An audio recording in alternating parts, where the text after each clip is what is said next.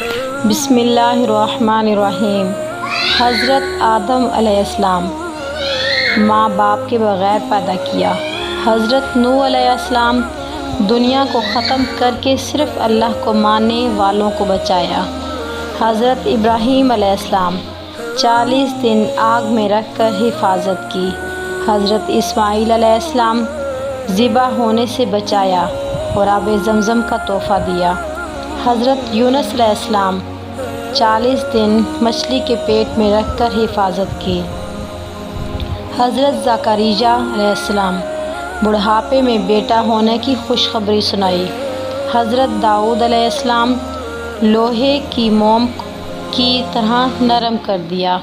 حضرت سلیمان علیہ السلام تمام انسان، جن، چرند، پرند، ہوا، پانی پر بادشاہت دی۔ حضرت صالح علیہ السلام پہاڑ میں سے اونٹنی نکالی اور اس نے باہر آ کر ایک بچہ جنا۔ حضرت عزیز علیہ السلام 100 سال تک سلا دیا اور کھانا گرم رکھا۔